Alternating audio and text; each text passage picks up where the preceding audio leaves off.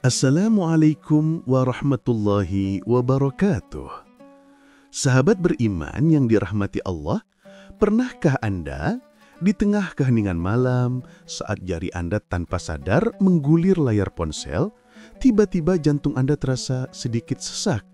Anda melihat sebuah unggahan, mungkin teman lama Anda yang baru saja membeli rumah, mungkin rekan kerja Anda yang dipromosikan, atau mungkin seseorang yang tidak Anda kenal sama sekali yang sedang memamerkan pencapaian bisnisnya. Di permukaan, mungkin bibir Anda tersenyum, atau jari Anda bahkan mengetikkan sebuah komentar, "Selamat ya." Tapi di kedalaman hati Anda, ada sebuah suara bisikan yang dingin. Kenapa dia? Bukan saya. Kapan giliran saya? Apa yang salah dengan hidup saya?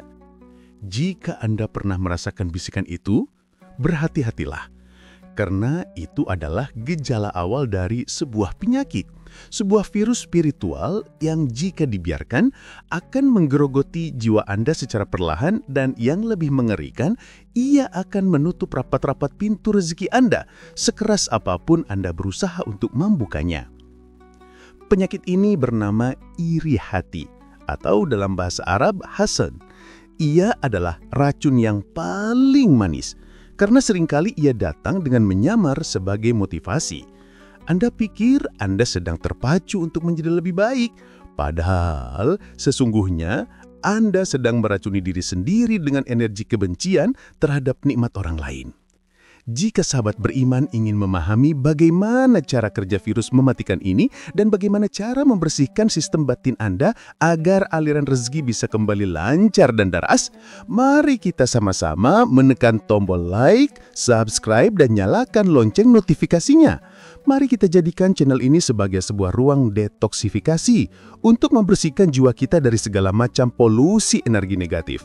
Mari kita mulai perjalanan ini dengan menyebut nama Allah. Bayangkan hidup Anda adalah sebuah ember besar dan rezeki adalah air hujan yang turun dari langit. Setiap hari Anda bekerja keras, Anda berdoa, Anda berusaha, itu semua seperti Anda sedang menadahkan ember Anda di bawah curah hujan. Seharusnya ember itu terisi penuh, tapi anehnya ember Anda tidak pernah penuh. Airnya selalu saja kurang. Anda pun menjadi semakin lelah, semakin frustasi. Anda tidak sadar bahwa di dasar ember Anda ada sebuah lubang kecil yang bocor. Sebuah lubang yang terus-menerus menguras air rezeki Anda bahkan sebelum Anda sempat merasakannya. Lubang bocor itulah yang bernama iri hati.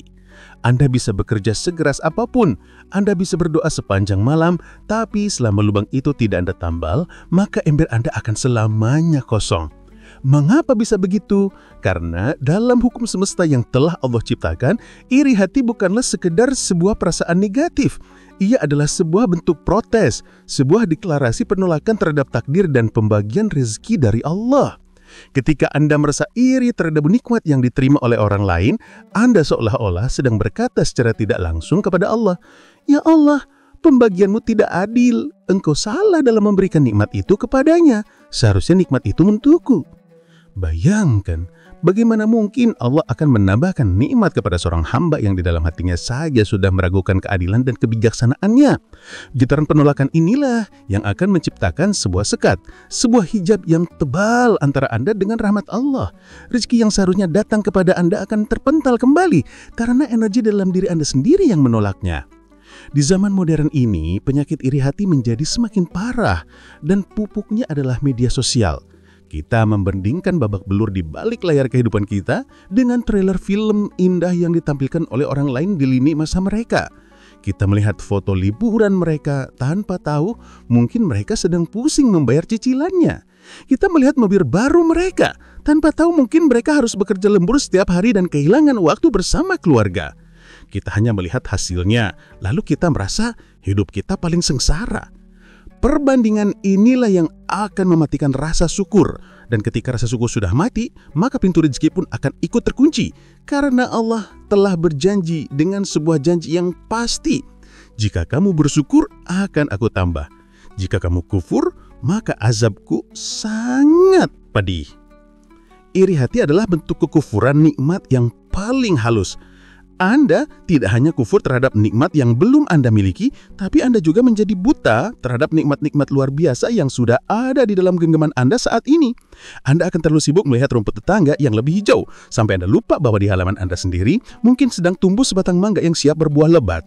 Inilah mengapa di dalam Al-Quran kita secara khusus diperintahkan untuk berlindung dari kejahatan orang yang dengki.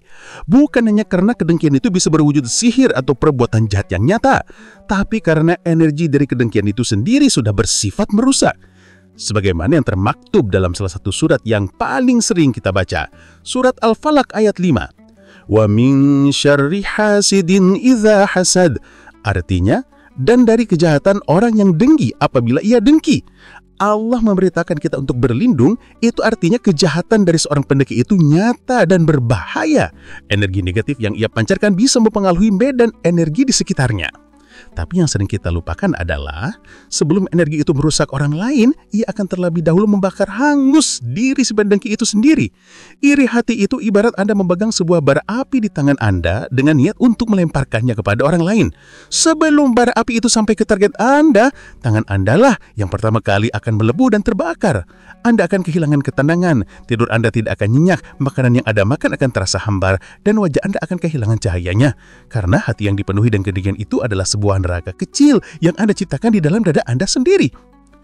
Namun penting bagi kita untuk bisa membedakan antara iri hati yang merusak yang disebut asad dengan sebuah perasaan positif yang dalam Islam disebut gibtah. Gibtah adalah ketika Anda melihat nikmat yang dimiliki oleh orang lain lalu Anda merasa termotivasi dan Anda berdoa, "Ya Allah, berikannya kepadaku nikmat seperti yang Engkau berikan kepadanya tanpa mengurangi sedikit pun nikmat yang ada padanya." Inilah sebuah energi yang positif. Anda tidak menginginkan nikmat orang lain hilang. Anda justru menjadikannya sebagai sebuah inspirasi, sebagai sebuah bukti bahwa rahmat Allah itu maha luas. Jika Allah bisa memberikannya kepada dia, berarti Allah juga bisa memberikannya kepada saya. Ini adalah sebuah ambisi yang sehat, yang akan mendorong Anda untuk menjadi lebih baik. Sebaliknya, hasad adalah ketika Anda melihat nikmat orang lain, lalu hati Anda terasa panas, dan Anda berangan-angan, andai saja nikmat itu hilang darinya. Inilah energi yang destruktif. Gibtah akan membuat Anda ingin membangun istana Anda sendiri yang sama megahnya, tapi hasad akan membuat Anda ingin membakar istana milik tetangga Anda. Dan tahu apa yang terjadi jika Anda sibuk ingin membakar rumah orang lain? Anda tidak akan punya waktu dan energi untuk membangun rumah Anda sendiri. Dari sudut pandang hukum vibrasi, iri hati adalah salah satu emosi dengan getaran paling rendah. Ia sejalan dengan rasa takut, rasa benci, dan putus asa. Ketika Anda beroperasi dari frekuensi yang rendah ini, maka Anda hanya akan menarik hal-hal lain yang sefrekuensi. Anda akan menarik lebih banyak masalah, lebih banyak kesulitan, dan lebih banyak alasan untuk merasa iri. Anda tidak bisa berharap untuk menangkap sebuah siaran radio tentang kelimpahan dan kebahagiaan jika antena di dalam diri Anda berkarat karena air cuka kedengkian. Getaran ini bahkan memiliki dampak fisik yang nyata. Orang yang di dalam hatinya memelihara rasa iri akan lebih rentan terhadap berbagai macam penyakit. Sakit kepala, asam lambung, tekanan darah tinggi, semuanya adalah respon tubuh terhadap stres kronis yang disebabkan oleh emosi negatif yang terus-menerus diproduksi. Anda pikir Anda sedang membenci orang lain, padahal sesungguhnya Anda sedang menyiksa diri Anda sendiri secara perlahan. Para leluhur di Nusantara sangat memahami bahaya dari penyakit hati ini. Dalam sebuah wejangan Jawa kuno dikatakan, "Ojo seneng gawe seri atine lian, mundak gawe petang dalan urita." Artinya, comon suka membuat sakit hati orang lain, nanti akan membuat gelap jalan hidupmu. Jalan hidup yang dimaksud di sini adalah jalan rezeki, jalan kebahagiaan, dan jalan keberkahan. Ketika Anda memancarkan energi yang membuat orang lain sakit hati, entah itu melalui lisan Anda atau hanya melalui getaran kebencian di dalam batin Anda, maka energi itu akan kembali kepada Anda dalam bentuk gelapan yang akan menyelimuti takdir Anda. Jadi, jika saat ini Anda merasa jalan hidup Anda sedang gelap, sedang buntu, sedang penuh dengan halangan, cobalah bercermin.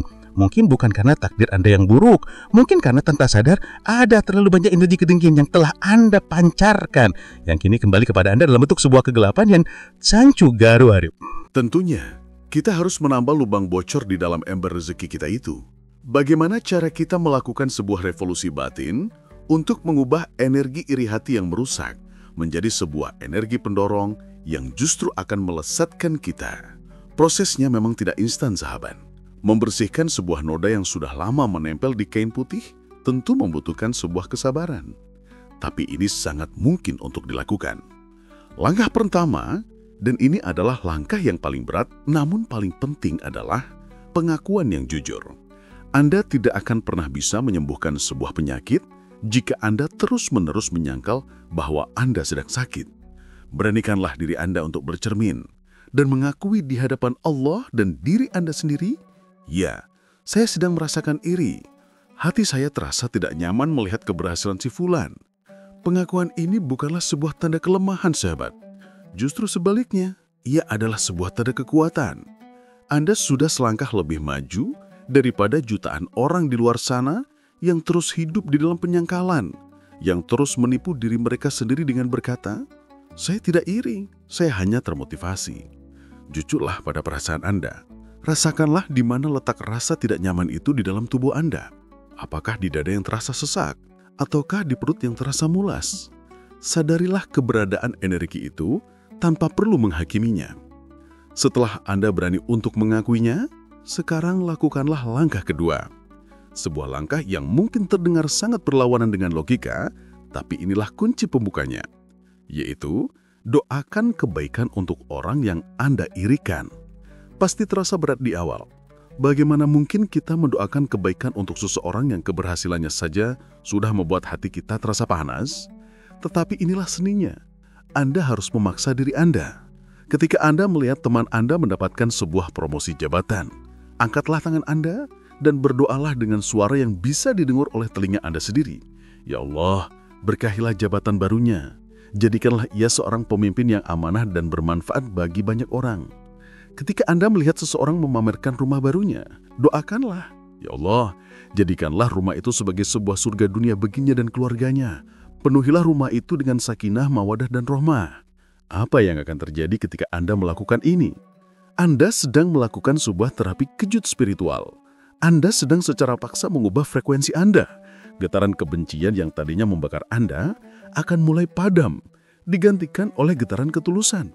Bara api yang tadinya Anda genggam akan berubah menjadi setangkai bunga yang sejuk. Lakukan ini secara konsisten. Setiap kali bisikan iri itu datang, langsung lawan dengan sebuah doa kebaikan. Di awal mungkin terasa palsu, tapi teruslah lakukan. Secara perlahan, hati Anda akan mulai terlatih. Anda akan mulai sadar bahwa nikmat yang diterima oleh orang lain itu sama sekali tidak mengurangi jatah nikmat yang telah Allah siapkan untuk Anda.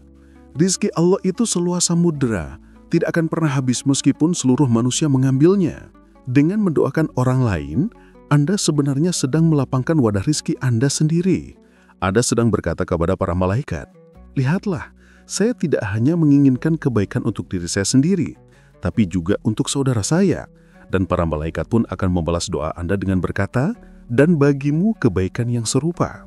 Langkah ketiga adalah alihkan fokus. Setelah Anda berhasil meredam api iri dengan air doa, sekarang alihkan fokus Anda sepenuhnya ke dalam. Berhentilah membuang-buang energi Anda yang berharga untuk mengurusi kehidupan orang lain. Gunakan energi itu untuk menyirami taman Anda sendiri. Buatlah sebuah daftar. Tulislah semua nikmat yang telah Allah berikan kepada Anda, dari yang paling besar hingga yang paling kecil. Mata yang masih bisa melihat, kaki yang masih bisa berjalan, keluarga yang masih menyayangi. Semua itu adalah harta karun yang tak ternilai. Ketika Anda mulai sibuk menghitung nikmat Anda sendiri, Anda tidak akan punya waktu lagi untuk menghitung nikmat orang lain. Fokuslah pada pengembangan diri. Tanyakan pada diri Anda, keterampilan apa yang bisa saya tingkatkan hari ini? Kebaikan apa yang bisa saya lakukan hari ini? Ubahlah energi iri itu menjadi bahan bakar untuk pertumbuhan Anda. Jadikan keberhasilan orang lain bukan sebagai sebuah kompetisi, tapi sebagai sebuah bukti nyata bahwa keberhasilan itu mungkin untuk diraih. Jika dia bisa, maka dengan izin Allah saya pun pasti bisa. Inilah yang akan mengubah Anda menjadi seorang penonton yang penuh dengki, menjadi seorang pemain yang penuh dengan semangat. Keempat, pahami hikmah di balik penundaan. Terkadang, Allah menunda sebuah nikmat untuk kita bukan karena Ia tidak sayang, tapi justru karena Ia Maha tahu apa yang terbaik. Mungkin Anda sedang sangat menginginkan sebuah mobil, tapi Allah belum memberikan. Bisa jadi, jika Anda memilikinya sekarang, Anda justru akan celaka. Mungkin Anda sedang sangat ingin menikah dengan seseorang, tapi Allah tidak menyatukannya. Bisa jadi, jika Anda menikah dengannya, hidup Anda justru akan lebih sengsara. Kita hanya bisa melihat apa yang ada di depan mata kita hari ini. Tapi Allah mengetahui apa yang akan terjadi di masa depan. Inilah yang disebut dengan husnudzon kepada Allah, yaitu berprasangka baik terhadap setiap ketentuannya. Yakinilah bahwa setiap penundaan, setiap kegagalan, dan setiap tidak yang kita terima dari Allah, di dalamnya pasti terkandung sebuah kebaikan yang tidak kita ketahui. Mungkin Allah ingin kita menjadi lebih sabar terlebih dahulu. Mungkin Allah ingin menjadikan kita lebih dewasa terlebih dahulu. Mungkin Allah sedang mempersiapkan kita untuk bisa menerima sebuah anugerah yang jauh lebih besar. Ketika Anda bisa melihat setiap kejadian dengan kacamata hikmah ini, maka hati Anda akan menjadi lapang. Anda tidak akan lagi merasa iri, karena Anda tahu bahwa setiap orang memiliki garis waktu takdirnya masing-masing. Apa yang baik untuknya belum tentu baik untuk Anda saat ini. Dan apa yang terbaik untuk Anda pasti akan datang pada saat yang paling tepat. Tidak akan pernah terlalu cepat ataupun terlalu lambat. Dan langkah terakhir yang merupakan langkah pamungkas untuk membersihkan sisa-sisa noda iri di dalam hati adalah dengan memperbanyak istighfar. Sadarilah bahwa iri hati adalah sebuah penyakit, sebuah dosa yang mengotori jiwa. Dan tidak ada pembersih yang lebih ampuh daripada memohon ampunan kepada Sang Maha Penerima Taubat. Basahilah lisan Anda dengan kalimat Astaghfirullahaladzim. Ucapkanlah bukan hanya dengan bibir, tapi rasapilah maknanya di dalam hati. Akui kelemahan diri Anda. Akui bahwa Anda telah berprasangka buruk, dan mohonlah agar Allah membersihkan hati Anda dari segala macam penyakit. Karena hati yang bersih adalah syarat mutlak untuk bisa menerima cahaya ilahi. Jangan pernah berputus asa. Seberapa kotor pun hati Anda terasa, karena rahmat dan ampunan Allah jauh lebih luas daripada dosa-dosa kita. Sebagaimana firman-Nya yang penuh dengan harapan dalam surat Az-Zumar ayat 53. Qul ya ibadiyalladzina asrafu ala anfusihim la taqnatu min rahmatillah. Inna Allah yaghfiru dhunuba jami'a. Innahu huwal ghafurur rahim. Yang artinya, katakanlah, hai hamba-hambaku yang melampaui batas terhadap diri mereka sendiri. Janganlah kamu berputus asa dari rahmat Allah. Sesungguhnya Allah mengampuni dosa-dosa semuanya. Sesungguhnya Dialah yang Maha Pengampun lagi Maha Penyayang. Ketika Anda sudah berhasil mempraktikkan kelima langkah ini, Anda akan merasakan sebuah perubahan yang luar biasa. Anda akan menjadi pribadi yang lebih ringan, lebih tenang, dan lebih damai. Setiap kali Anda melihat keberhasilan orang lain, alih-alih merasa panas, hati Anda justru akan ikut merasakan sejuknya. Anda tidak lagi akan berlari di dalam sebuah perlombaan yang fana, dan Anda akan mulai menari di dalam sebuah aliran takdir yang indah. Dan di saat itulah, Anda akan menyaksikan dengan mata kepala Anda sendiri bagaimana lubang di dalam ember rezeki Anda mulai tertambal. Air hujan rahmat yang turun tidak lagi akan boncor. Ia akan mulai terkumpul sedikit demi sedikit hingga pada akhirnya ia akan meluap, membasahi tidak hanya kehidupan Anda, tapi juga kehidupan orang-orang di sekitar Anda. Anda tidak hanya akan diselamatkan dari kebangkrutan rezeki, tapi Anda akan diangkat menjadi seorang saluran bagi keberkahan. Sahabat beriman yang dimuliakan Allah, perjalanan kita untuk membersihkan hati dari virus iri hati memanglah sebuah jihad, sebuah perjuangan yang membutuhkan kesungguhan. Tapi hasilnya sepadan dengan setiap tetes keringat perjuangan kita. Namun perlu kita sadari, iri hati bukanlah satu-satunya virus yang bisa menyumbat aliran rezeki kita. Ada satu lagi virus yang seringkali datang setelah kita berhasil meraih kesuksesan. Sebuah virus yang lebih halus namun sama mematikan. Virus itu bernama kesombongan atau takabur. Insya Allah di kesempatan berikutnya, kita akan membahas secara tuntas bagaimana kesombongan bisa menjadi sebuah pemutus rezeki yang paling cepat. Dan bagaimana cara agar kita tetap bisa rendah hati di puncak kesuksesan. Terima kasih telah menemani perjalanan kita hari ini sampai akhir. Semoga Allah senantiasa menjaga hati kita dari segala macam penyakit dan menjadikan kita sebagai hamba-hambanya yang pandai bersyukur dan berhati lapang. Jangan lupa untuk membagikan video ini kepada siapa saja yang mungkin sedang berjuang dengan penyakit yang sama. Karena satu kali Anda berbagi, bisa jadi Anda telah menyelamatkan sebuah jiwa dari kegelapan dan Allah akan membalasnya dengan cahaya yang berlipat ganda untuk Anda. Wassalamualaikum warahmatullahi wabarakatuh.